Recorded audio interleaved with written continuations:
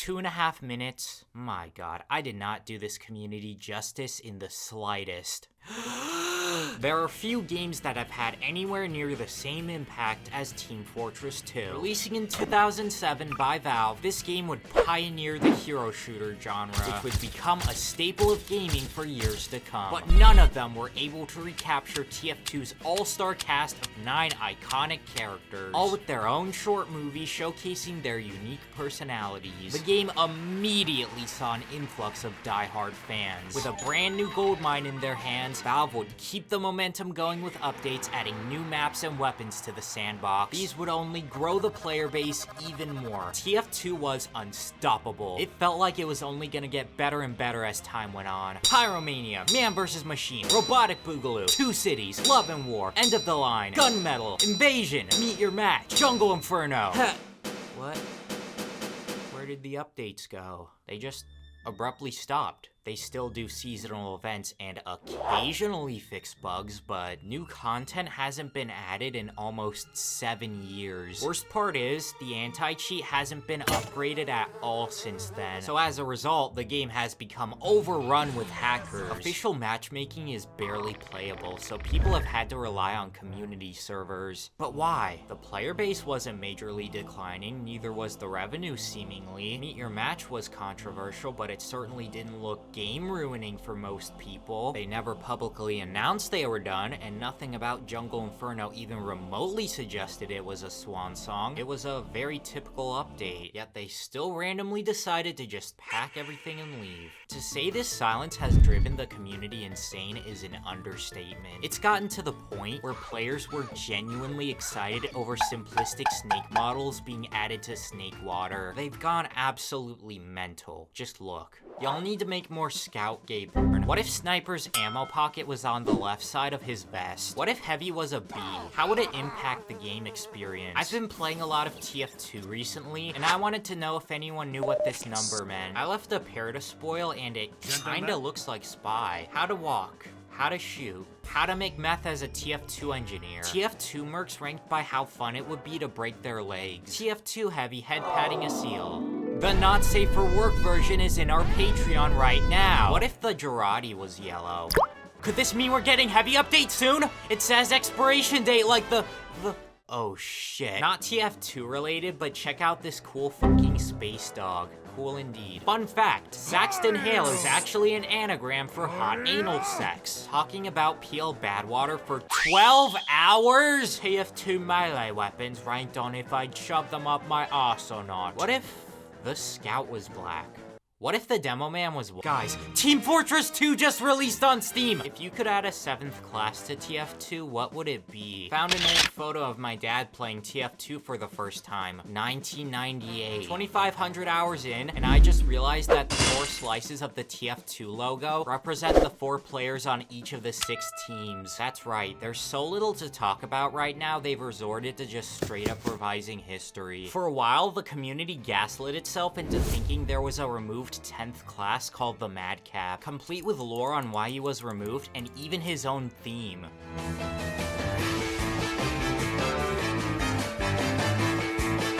Goes pretty hard, not gonna lie. So yeah, getting no new content for years sucks. But let's remove that context and see what the community is like in the wild. Opinions on girl dick? Selling a jar of my cum for a golden gram. Domestic abuser!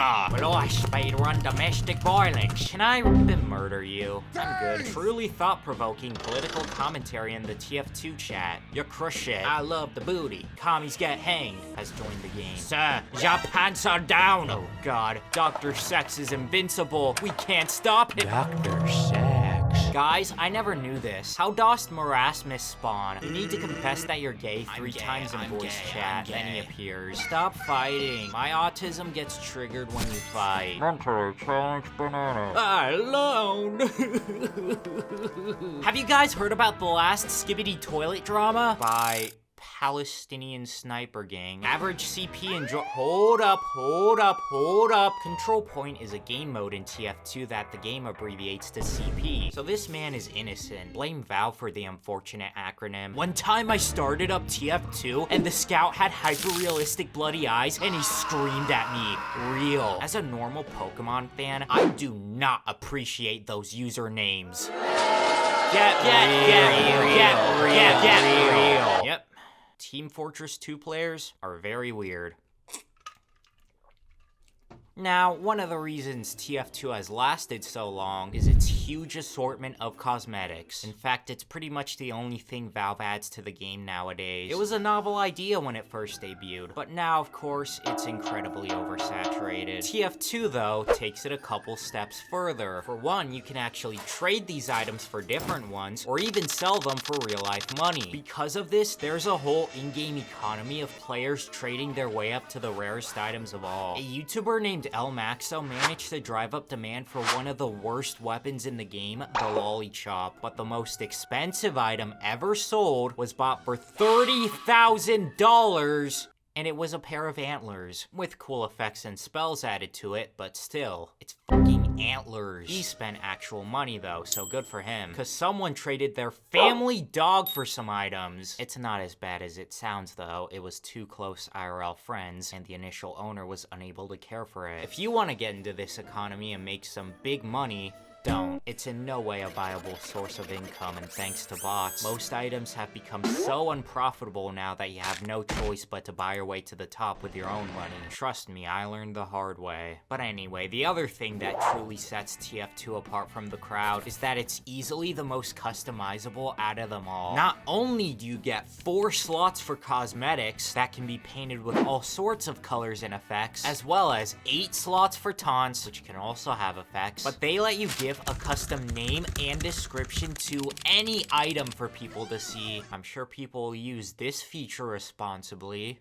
Penis cigar. Kurt Cobain's microphone. Shut the fuck up. Ayo, chuckle nuts. My balls hurt. Airstrike. POV. You're a school in the Middle East. Sex. I don't have it. I have a hot hand called Domestic Abusinator. Furricalum Ranch. Absolutely halal. Your mom lick me sticky ball. I own a bag of cement. I have no idea why. My strange pan is called the pansexual, and its description is, deep throat this, you wanker. Farting.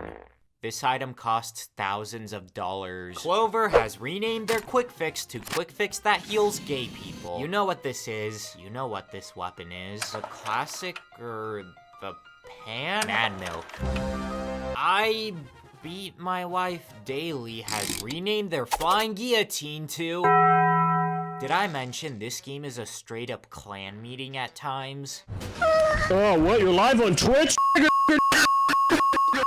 Like, how you gonna be racist in a game with the demo man? Plus, on my last video, I got this lovely comment from a guy unironically called God of Based. Yeah, this game tends to attract those people a lot. But anyway, with these unprofessional names in mind, you'd think Valve would go full 1984 moderating the game like any other company would. But no. 1 year after, they made a sign weapon that lets you upload any image you want to it. Take a wild guess what people used it for.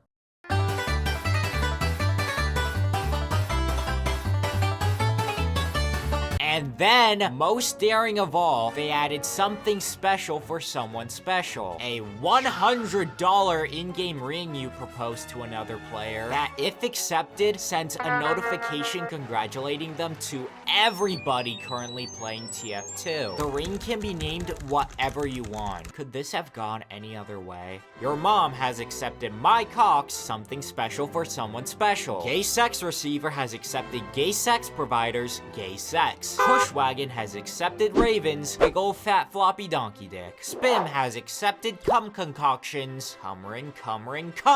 Woman has accepted Bill Cosby's puddin' pops. Vaporeon has accepted that she's the most compatible Pokemon for humans. Maple has accepted space punks. Nice cock.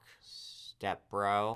Twin Towers has accepted American Airlines Flight 11's Something Special for Someone Special. I swear every Thunder Eagle video has to mention the day I uploaded my first video at some point. Soldier TF2 has accepted Demo Man's N-word pass. The TF2 community has accepted that the game's dead. Congratulations. There's two messages in particular that are so offensive I don't think I can even show them. This item just confuses me. Did Valve seriously think people would make an unironic proposal to their spouse this way? No TF2 player has ever spoken to a woman. I can speak from experience. Also, $100? Really? That's way too expensive. There's gotta be a more affordable way to display your custom message publicly to a lot of people, right? Yes, there is. With my new Ko-Fi, you can donate as little as $1, write a message with it, and I will read it off. In future videos, I will dedicate a brief segment where I read whatever you, the viewer, want me to say out loud. May limit if demand is high. Use it responsibly. Now, back to the video. I'm sure you're familiar with this next breed of insanity, mods, all cause of this legendary clip. I know, I got my shit, okay. Yep. And then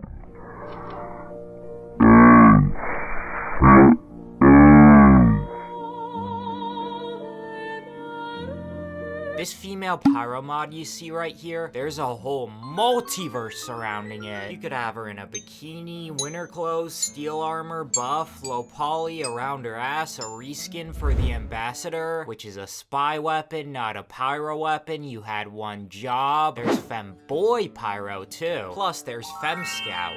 A lot of fem scout. Sniper has one. Even the fucking Sentry Buster from MVM has one. Heavy and Engineer sadly got rejected, but at least they got enlarged ass mods to compensate. Honestly, apart from those, there's really not a whole lot of insane stuff here. Probably because the Steam Workshop exists. Here, players can submit their creations to be officially added into the game. This hub basically carries the game's development nowadays. Almost every new map or cosmetic that comes out is from here. Like the Corpse Carrier, which looks like two scouts doing things. It was first uploaded in 2015, but it didn't get added until 2021. They thought long and hard about their decision. The rest of these sadly haven't been accepted. The Master Batter, Grunt of the Litter, Identity Void, Unusual Effect, 9 horizontally spinning rats, Rock 005 headgear. Yep, this is actually what the model looks like. Oops. The Freudian Slip.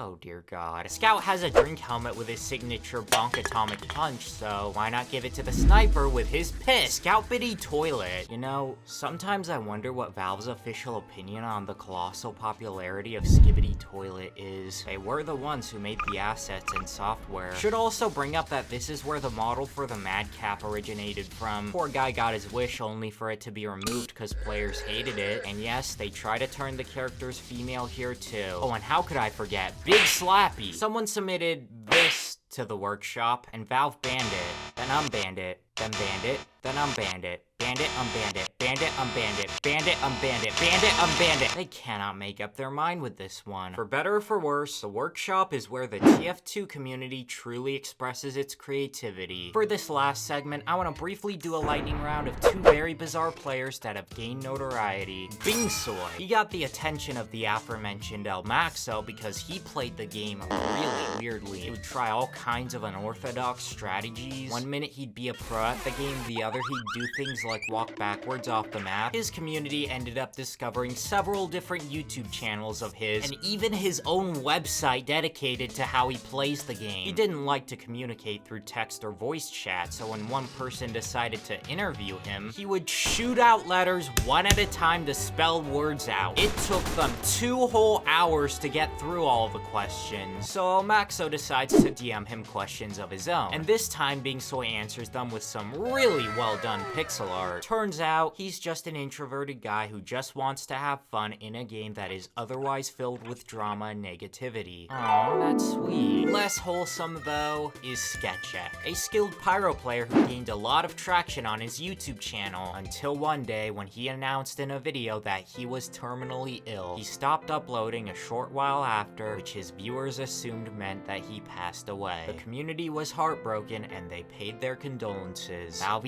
even added a tribute to his favorite weapon, the axe extinguisher. Some time passes, and people start seeing online activity on his Steam account. What? When they clicked on his profile, they were greeted with a whole ARG that ultimately concluded with the announcement that he faked his death because he was bored with TF2. The tribute to him was removed. Where is SketchCheck now? He's a fucking VTuber. Team Fortress 2's community is one of the most dedicated communities on the whole internet. Everywhere you go, there's been memes, animations, and all sorts of fan content throughout its nearly 17-year history. Which begs the question, why isn't Valve doing anything with the IP? May not be the most lucrative game anymore, but how much of that is because they let cheaters ruin it? This has always been a very marketable game. It couldn't have been too hard to bring in new players. So in 2022, the community banded together to finally pressure Valve into fixing things. The end result was a success. Valve listened,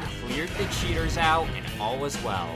For a month or two. Then the bots started swarming again. 2 years later, the community is attempting this again. As of writing this, Valve's only response has been to remove max support. So, update, they've actually cleared out the bots. Good for them. Though don't be surprised if this comes up again in 2026. Also recently, a demo for a rather unimpressive looking new Valve IP leaked, raising even more questions instead of answers about the company. The future of TF2 is very uncertain. One side believes the game is completely hopeless and would prefer to let it die. The other still has faith that one day, Valve will pick it back up and begin a brand new era for Team Fortress. Only time will tell. And guys, while we're at it, can we get a fixed Payday movement too? Because that game is also not in a good state.